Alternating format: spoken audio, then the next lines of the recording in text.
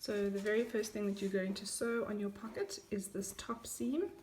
So I've ironed my seams in on the side, and now I'm going to keep this open, and I'm going to stitch about 2 centimeters deep all the way along, because we need to do our top seam before we can sew the pocket onto the apron. So I've top stitched my seam at the top here. I had to go a little bit less than 2 because I needed to make sure that you catch the back, but you guys have practiced that quite a few times. So now I'm going to put my pocket onto my apron. So I've made little marks according to the pattern, and I'm just going to line the marks up, and you can see everything fits beautifully because we've got our seam all ironed in nicely like that. And now we're going to pin it. So when we pin, we're going to pin so that it faces out the side like that. So that's going to be that one, and then this one we're going to pin coming out like that, and this one we're going to pin coming out like this.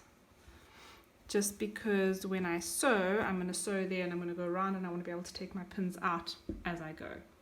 Okay, so I put a few more pins around my pockets, and now I'm going to place it into the machine so that I can sew it. And what we're going to do now is we want to sew right on that edge there, so about 2 or 3 mils in. So we're going to do our trick. We're going to put this so the edge of the fabric is right in the middle of the foot, and then I'm going to move my needle to the side so that I will automatically sew next to this line here if I let the fold of the fabric go there. And remember, I'm just going to turn when I get to the corners. So I'm going to sew my pocket on. So I've sewn my pocket on nice and close to the edge, as you can see here. And now I've also just drawn the middle line, which I've taken the marking from my pattern. You must draw this line on, otherwise it's going to be very difficult to sew a straight line. And I put a few pins in just to make sure that everything goes straight while I sew. So now my pocket, and I've done my line in the middle, all the way down the middle. With the pocket, the most insecure part is this part at the top here, because every time you put your hands in, it's a weak spot, even though you've backstitched. So what I'm going to do is I'm going to do a little satin stitch there, which is a small zigzag. And before I do that, I'm going to test my stitching on a little piece of scrap fabric. Okay, so I'm going to do a zigzag. So the first thing I'm going to do is change my machine to zigzag. So on this machine, I'm just going to change it to zigzag. So put your machine onto the zigzag setting. And then I want my zigzag to be a small zigzag. So I'm going to change this to 2. And I want my stitch length to be 0.5, so a half.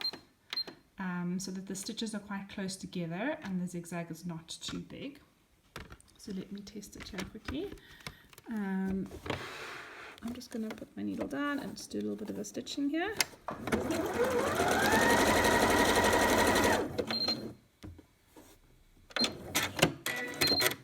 Okay, so that is kind of what it's looking like. I think that the stitches could go closer together. If you look carefully, I don't know if you can see, but the stitches could definitely go a little bit closer. So I'm going to change my stitch length to a little bit smaller. So on my machine, I'm going to go down to number 3. I'm going to test it again.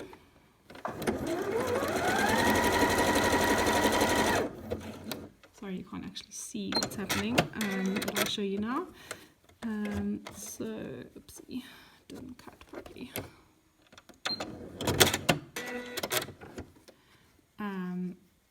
So you can see on this one looks prettier because the stitches are nice and close, where that one they weren't quite close enough. So now I'm going to do that onto the top of my pockets. I'm ready now to do my backs, my little zigzag stitch on the edge of the pocket. I've put a pin there so that I know where I can start and stop. So I'm going to start over there. So very carefully put it down.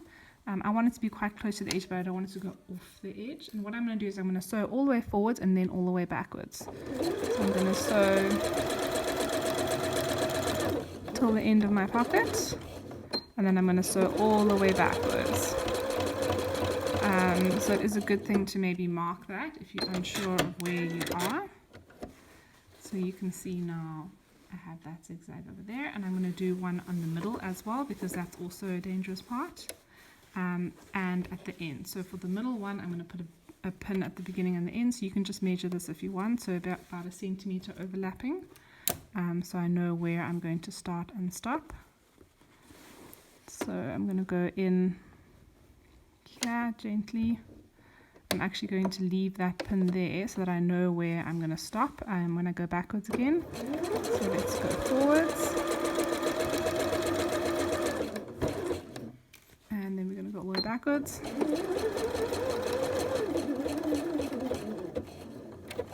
And take that pin out. So I've got that guy over there. Could have been a bit higher, but that's fine. And then this one, so we're just going to move everything up, and we're going to do this one.